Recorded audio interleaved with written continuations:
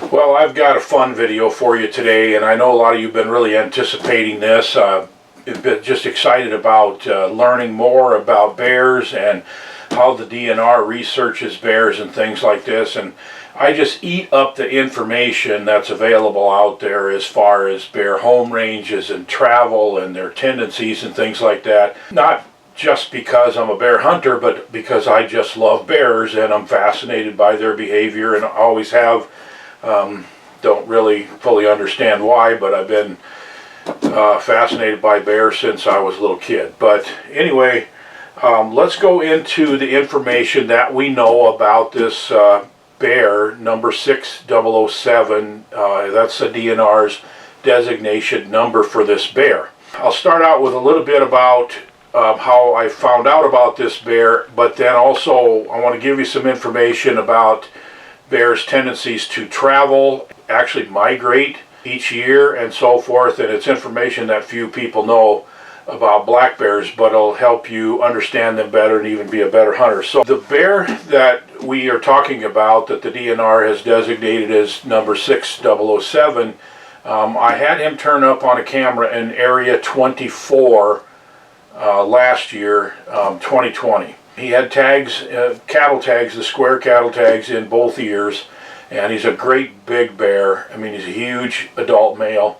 and so that's how I first became aware of him. I didn't have any daylight pictures of him, so I couldn't read the tag numbers, and I couldn't tell what the colors of the tags were or anything like that. Well, then this year in 2021, I had a bear with tags, and it's just another huge adult male, had these square tags in his ears, show up on a bait that was 13 miles southwest of where I'd had a bear the year before, and I thought, wow, that couldn't really be the same bear, could it? That's kind of a long ways for a bear to travel. But I do know that adult males tend to travel long distances, and you know, when we talk about home ranges, some of the research, you'll read things that says a bear has a home range of certain square miles or something like that. So you kind of draw a block and you think, okay, he lives like this. But it really doesn't work out that way because they got to eat and they travel where the food is, and sometimes that's pretty long distances. It got back to Andy Try that had these bears on camera, and Andy's a biologist with the Minnesota DNR.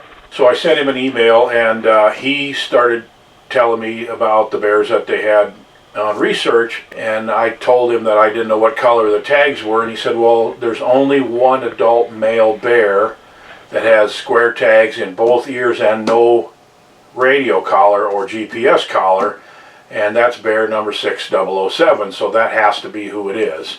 And it's the same bear that was 13 miles away the year before.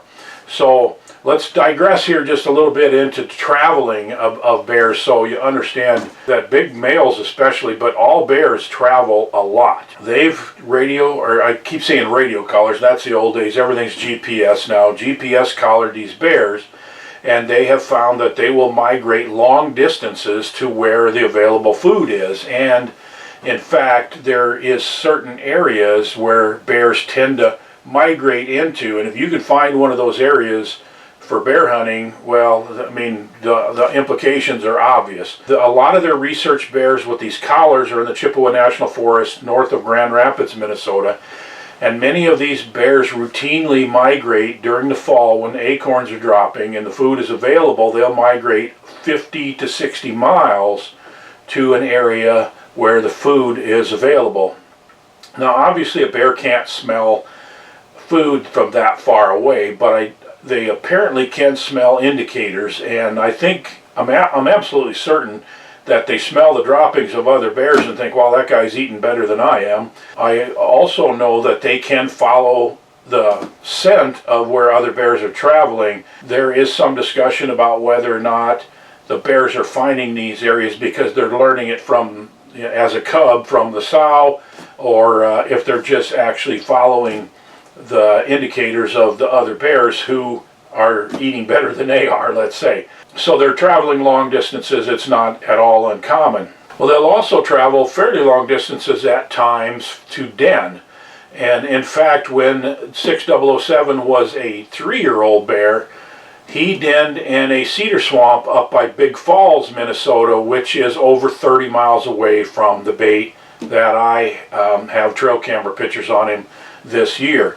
So he's traveling pretty significant distances.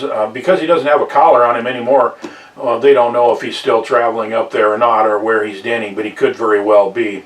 These bears travel long distances, so keep that in mind. Andy also told me that he gets calls from time to time or hears about this particular bear in nuisance situations, and I've heard other people say that, you know, that they think that's the bear with the tagged ears that turned over a dumpster at the Balsam store. And you hear things like this because it's a pretty distinctive bear with the tags in his ears and his actual size. He's 8 years old, according to Andy. He's 500 pounds plus, at least in the fall, and in the spring he's just big all year round. He's just a big, mature adult male. So in 2020, he showed up on this bait about a week after I had put the bait out. And so for whatever reason, it took him about a week to find it, and then he stayed there. It was about maybe another 8 or 9 days until I actually just pulled the bait, and so he was there that entire time. Well, this year, 2021, I put this bait out in this area that's 13 miles southwest of where I'd seen him the year before, and he turned up there the very first night. So he must have been fairly close to find that bait the first night. I think the bear, he can probably follow the scent of Gold Rush for a couple of miles. I know that they can smell it for over a couple of miles probably, or just get tiny little scents of it or whatever. Then to be close enough to actually track it to its source, you got to have a pretty steady wind. So for whatever reason, conditions were pretty ideal. And actually, within 24 hours, I had 4 different bears on that bait, so he was able to home right in on it. And then he was there for about a week, and then he disappeared for a few days, and then he was back, and then he actually, when we shot a bear on that bait, made quite a bit of commotion in there. You know, just about everybody in camp went in to help drag the bear out. Jason had shot a 375-pound male that was also on that bait. 6007 disappeared for good, never came back to that bait, and I just think that was just too much commotion for him in there. Well, I have hundreds of trail camera pictures and videos of this bear on these 2 baits over the last 2 years, and not one single picture of him in legal shooting light. And it's not even close. He doesn't just walk in at last light. He usually doesn't come until at least a half an hour after full dark, and a lot of time he's there from midnight until 2 or 3 in the morning. So that begs the question, is this bear actually killable by legal means? I really believe that there are adult bears that just get smart enough that you can't kill them by legal means, and I think this is one of those bears, and I'm fascinated by him. You know, I feel like I really know him well, and like we're friends or something almost, because I know so much about him and I've watched him so much. He has no idea I exist, I'm sure, other than my smell. He probably will die of old age, and he's 8 years old now, so who knows how long this will go on. If I get him on camera again next year, which is a very distinct possibility, well, we'll have an update on him for next year. But anyways, thanks for joining me with this. I hope you learned something from it. It's pretty fascinating stuff, and we'll see you on the next video.